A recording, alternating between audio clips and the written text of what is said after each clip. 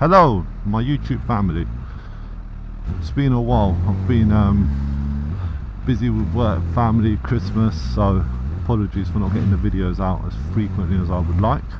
So today's topic, Oxford Sports Premium Heated Grips review.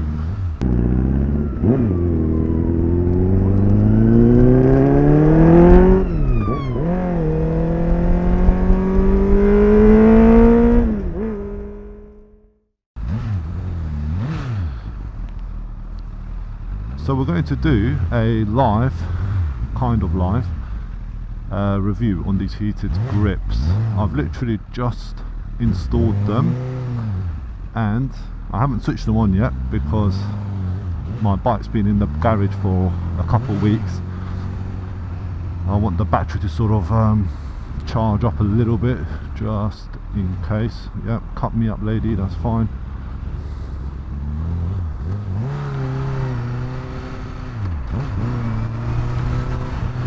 So I'm on my way actually to meet a mate of mine who's going to test ride a Honda 600rr. I'm hoping to have a little go on it as well, so if I can, I'll try and record that and put a little review out. Anyway, back to the heated grips. So I haven't switched them on. I'm about to turn them on and sort of give you a live review of of the heated grips. Before I do actually, let me, I've installed them on my fireblade. And just to give you a quick overview of sort of the handles, don't want to sort of look down too long, but I'll try and get these in a bit more detail. But the handles are a little bit chunkier than the original fireblade grips, which for me, I prefer it. Sort of when I was looking at reviews, other people's reviews of these grips, I think some were complaining that they were a bit too chunky for them. Me, I've always preferred it because I had heated grips on my old bike, so I suppose I was just used to the chunkier ones, and I've got fairly big hands as well, and narrower ones seem to put a bit of strain on my wrists, funnily enough. So we'll see if this does the same, or if it actually helps reduce that strain. But yeah, they're a bit chunkier and they're really, really grippy. They've got good tread on them. They feel really firm. When I installed it, I didn't have to add any glue. It was pretty snug fit, so I thought, you know what, I'll just give them a go without adding any glue onto the grips, and if I ever need to add glue, then I can always go back and take them off and add the glue. It's not too difficult to do. Okay, so as soon as I'm off this piece of dual carriage, well, not off it, but as soon as I'm off this crazy roundabout, I will turn them on and we can do a little review together. I'm in a bit of a rush today because I want to try and get to my mate by the time I said I'll be there. But on a fireblade, you can always get there on time. Alright, so what I'll do is I'll put the controller sort of there along my air intake box. I wanted it out of the way. It came with a little sort of an L-shaped type lever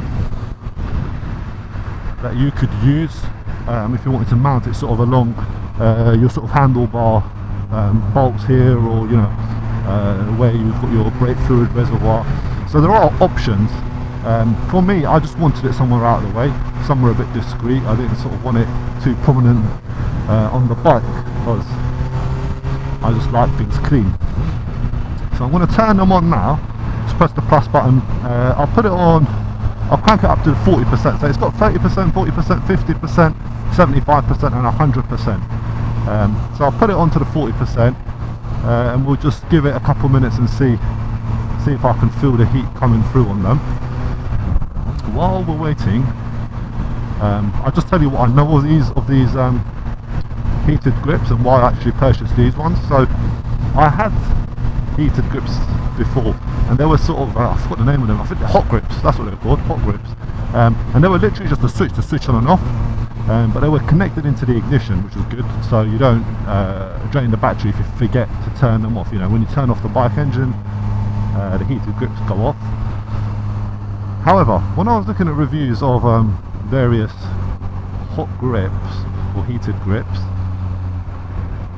I realised that these ones actually have some sensors in them which sense for the bike vibration, and I think it's a 3-minute timer. So if it feels no vibration on the bike for 3 minutes, then it automatically switches off, which means you can just literally run a cable from your battery straight to the junction box, and then you just connect your 2 cables from each of the handlebars into it as well. So it's 3 cables connected into the junction box, and you're away, which is time saving, and it makes it easier for those guys who maybe aren't very good with the electronics of a bike, or just don't want to start cutting into their ignition cables or their relays.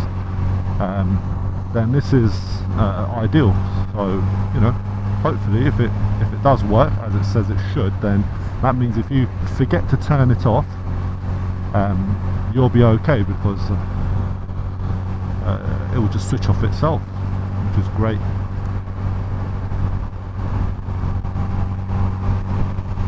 Okay, so I think I'm slightly starting to feel some heat now, and it was roughly 2 minutes ago that I turned them on.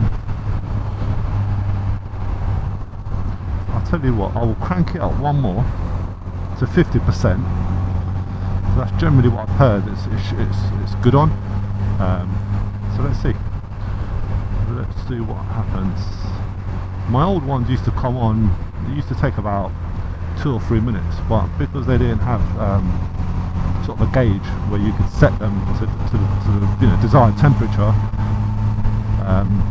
it was always switch them on and the grips would get really hot, and then you switch them off, then you switch them on. So yeah, they're a bit tedious. A bit of traffic here. Just trying to get across and hope no one tries to cut me up now.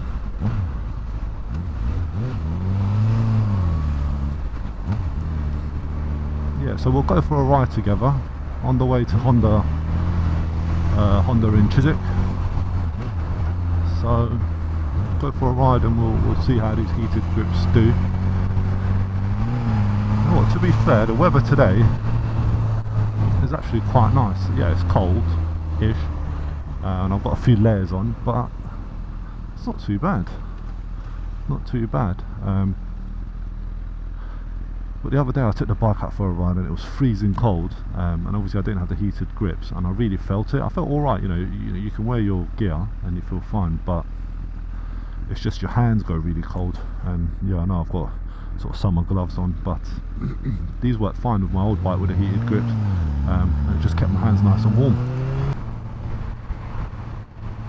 Yeah, while I was installing them, and it's just a warning for everyone, when you're connecting the 2 ends of the battery and you take off your screw for the minus or the plus on the battery, just make sure you hold on tight to the screw, and there's a little nut that the screw goes into on the battery terminal, which I was unaware of.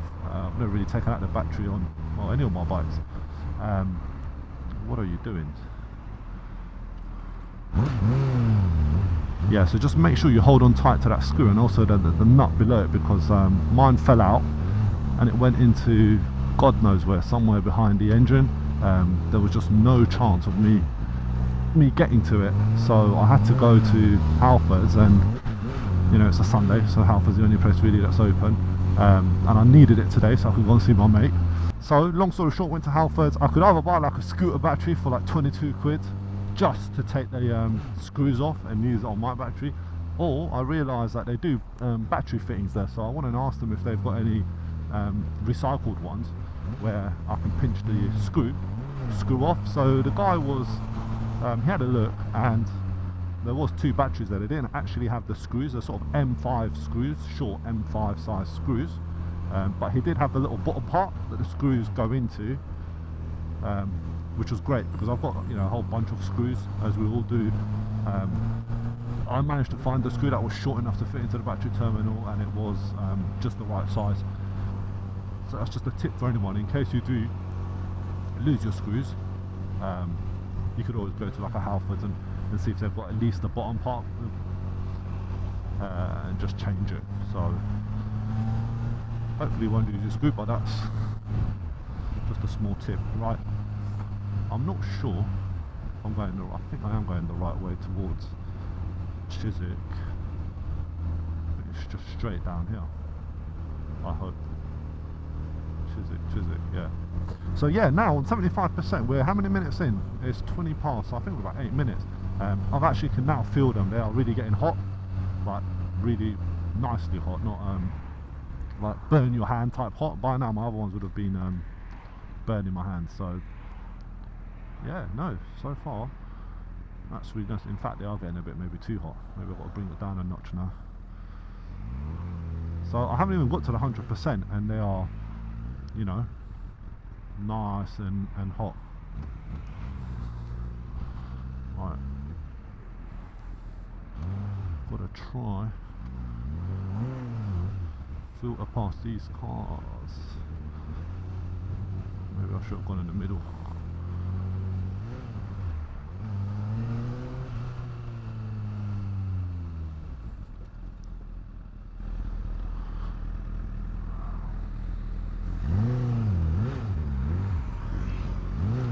So I've got 10 minutes to get to Chiswick. Hoping I'm close-ish. I think I'll just go straight down here and then do a left. Anyway, yeah, so the grips are looking good. I think they're a bit too hot now, so I want to probably put them down to 50%. In fact, let me try and just stop behind this car for a minute and try and get the actual grips in the video. Sod's law, it's like moving traffic.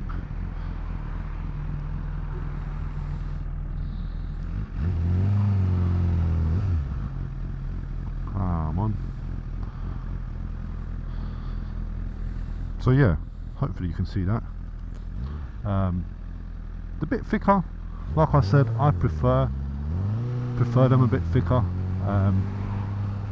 And as for heat, I tell you, it just feels nice to have heated grips. And I know it's a fireblade, I know it's a super sport, you know, it may look a bit tacky, but I have put the box sort of on the intake out the way, so you can't really tell. But even so, it doesn't look that bad. It's just a flat little box, if you hopefully can see it now over there. So I'm happy with it, and I really like the thickness and also the grips on it. So anyway, hopefully that's given you some ideas. I may sort of touch on them a little bit later once I've used them for a couple of weeks, and just let you all know how it's going. For now, ride safe, and I will speak to you later.